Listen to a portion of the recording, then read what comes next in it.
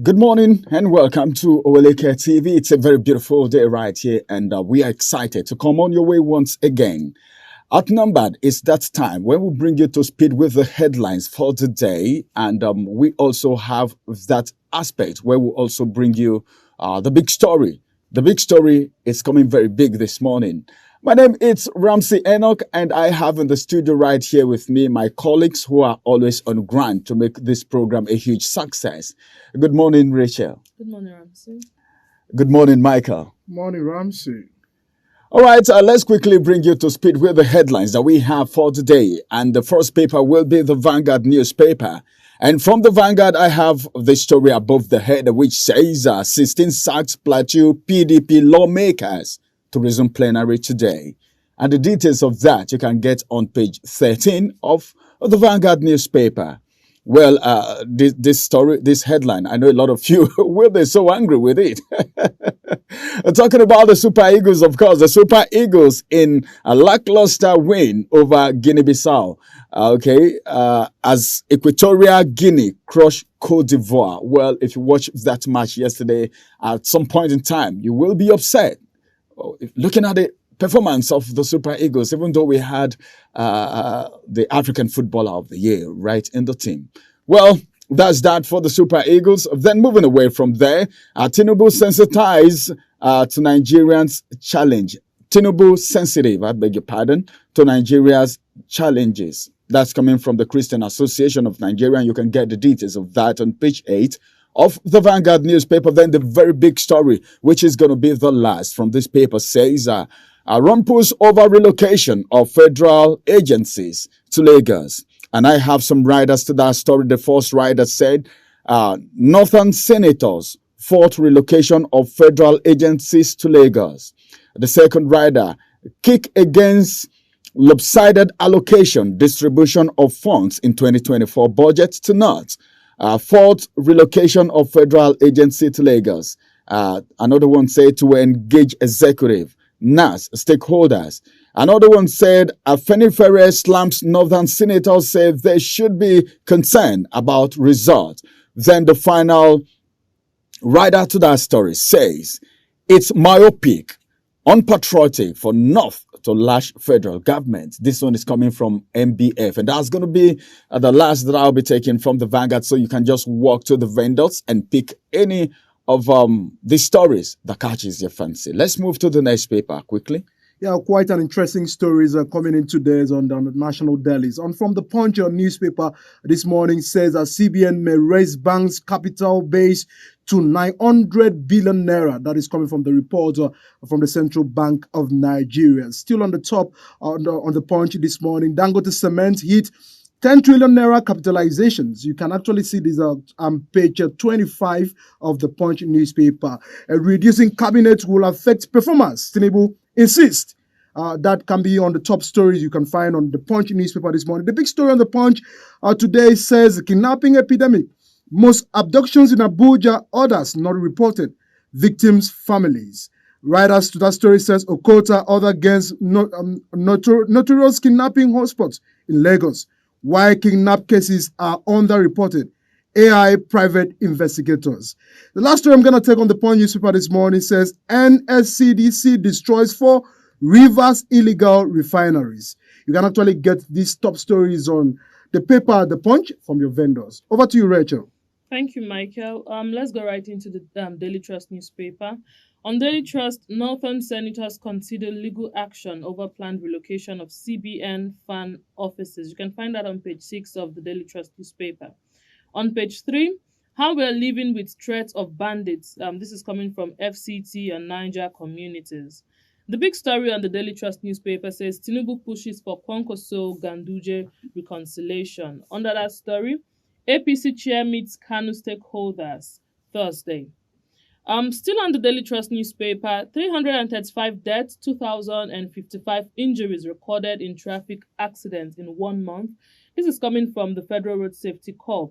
And the last story I'll be taking this morning on Daily Trust newspaper, dad bags life jail for sexually assaulting 3 children. You can find that on page 21. I said, I'm going to be taking this as the last story, but I think I'm interested in this story, and so let me read it out. Murdered Nabiha bagged first class. The kidnapped victim that was murdered.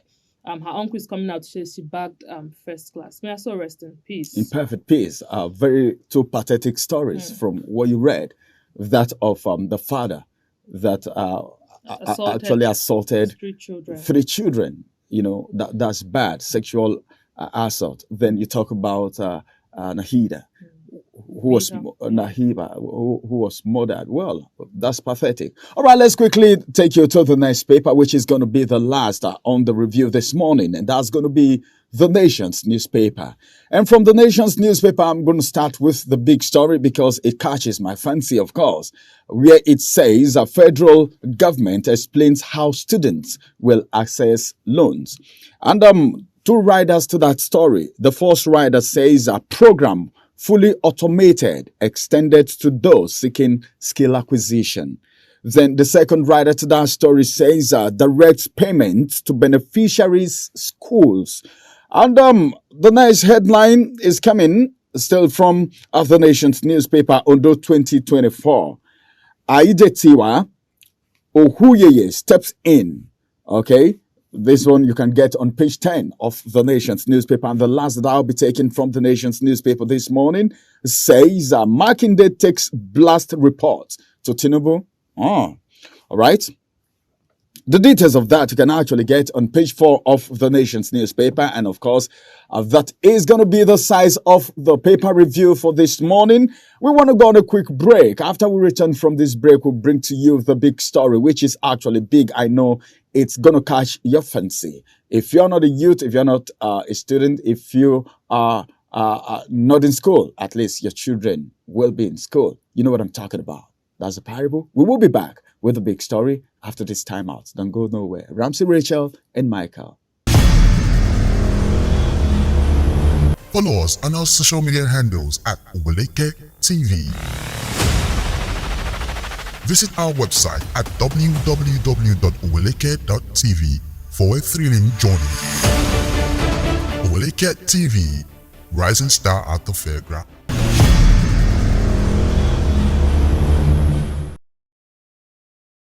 Welcome back. Outnumbered still live on your screen. And of course, my name is Ramsey and Rachel is right here and Michael is still here.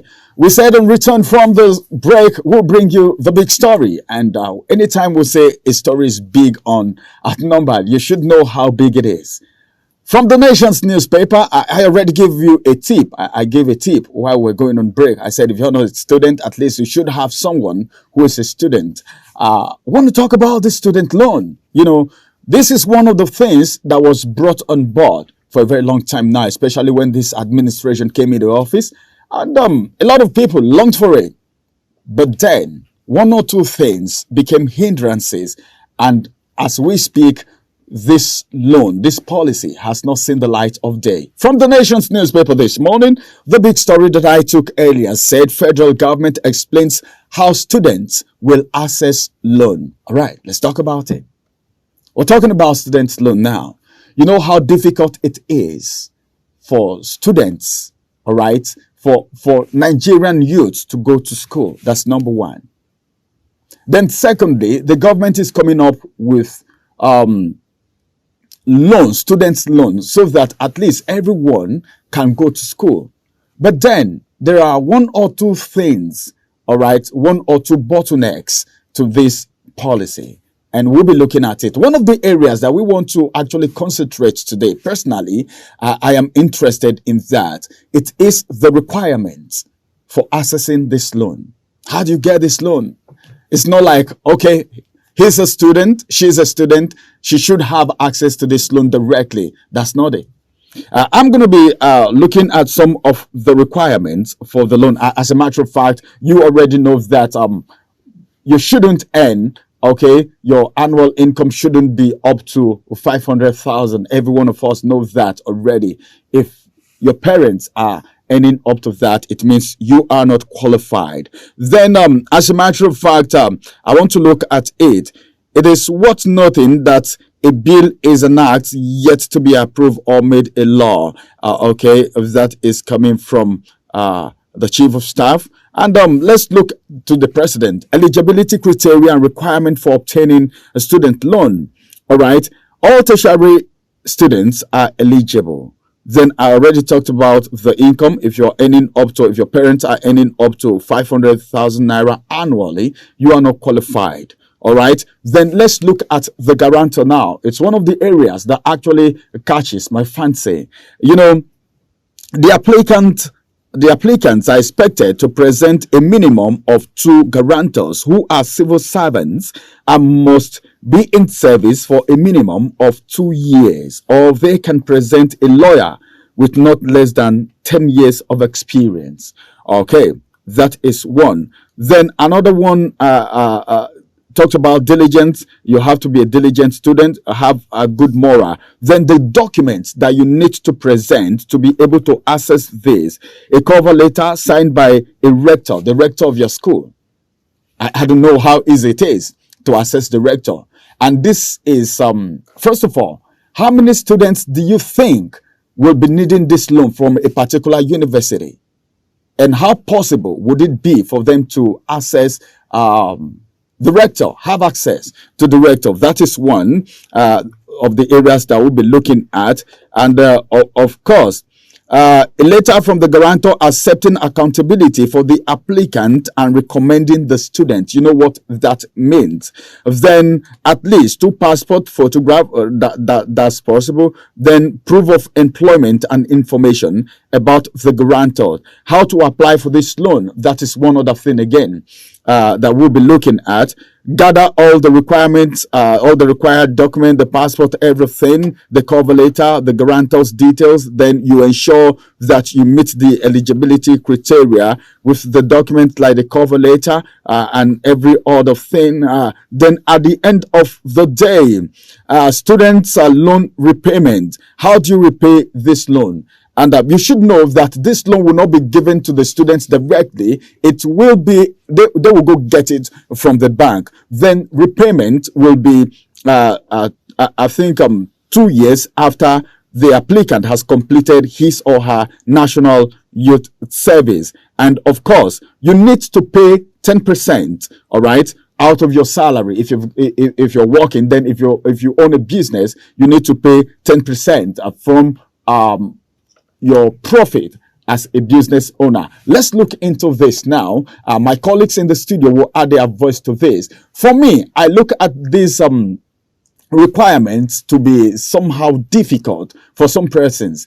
And if you look at it critically, you will discover that the process is so long. You know, sometimes when someone don't want to give you something, they give you a very long process. But then, I'm not trying to say the federal government is not ready to give out this loan. So, I'm not indicting, but then I feel the requirements are just so much. So let's talk about this. The requirements, the student loan, is a good development. It's a welcome development. But then, what do you think about the student loan and what it takes to get it? Okay, so while I think it's a good initiative by the government to want to help students, but the question is, are they really trying to help students, or you're trying to pull them into another kind of poverty? Because talking about these requirements, we all know that in Nigeria, before you are able to get something, NIN, you want to do NIN, you want to do BVN, you know the kind of long queues you see in Nigeria. And then you start having fake people coming in to collect money, and, you know, they want to start scamming people through that means.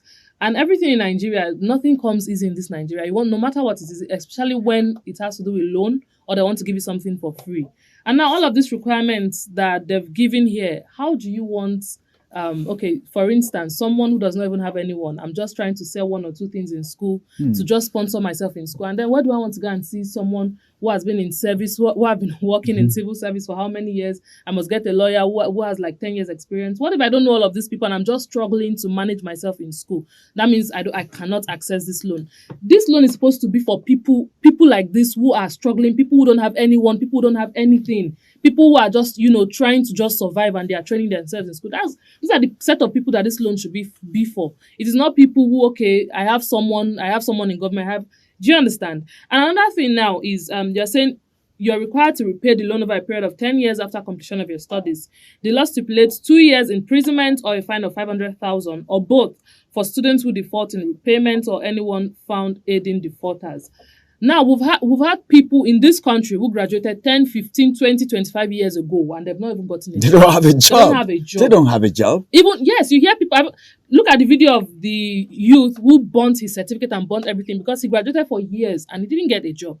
Now, even if you're loaning me 10,000 naira, Ramsey, in this country that we are in, don't be surprised that some people cannot, if they can't even bring out 5,000 naira to repay something or to give. Why? Because if they have that small money, they want to feed themselves. They want to buy some little for themselves. In this country that things are expensive. Now I graduate from school. I don't have a job. I don't have anything doing.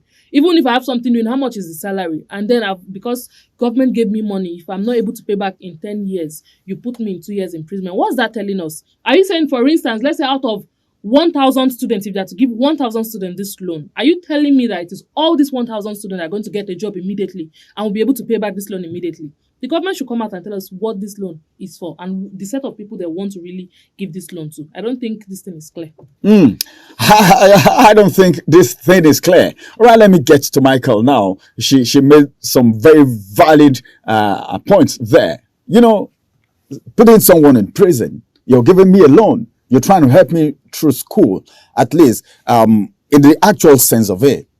If you ask me, I will say, like she said already, this loan is supposed to be for the less privileged. And that's the reason they said if your parents cannot afford 500,000, if they are not earning up to 500,000 annually, you're qualified.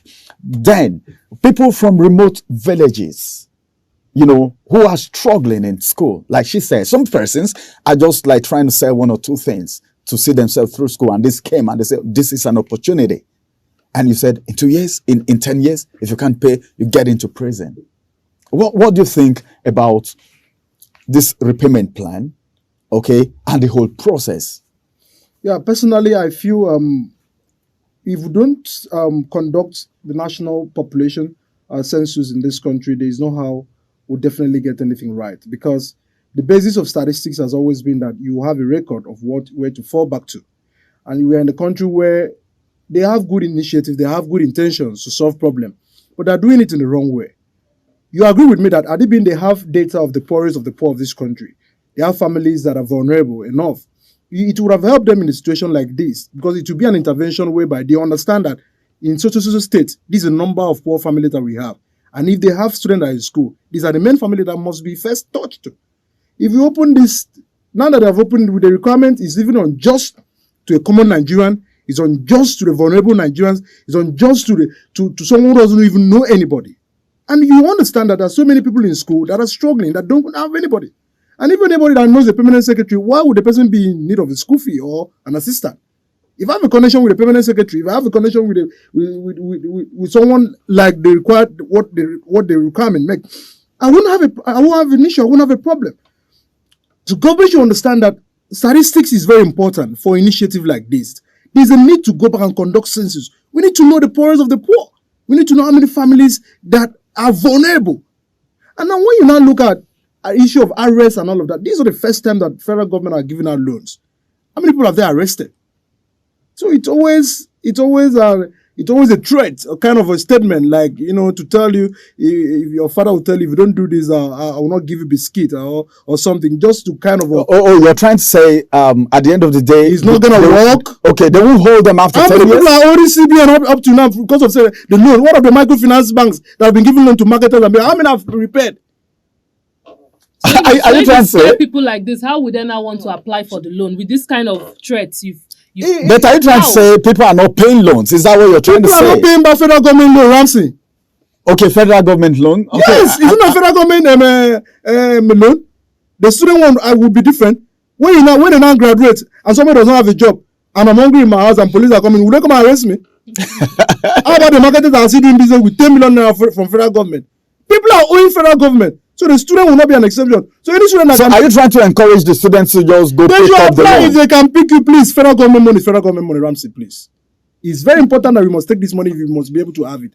But if the government wanted to do the right thing, as a census must be done.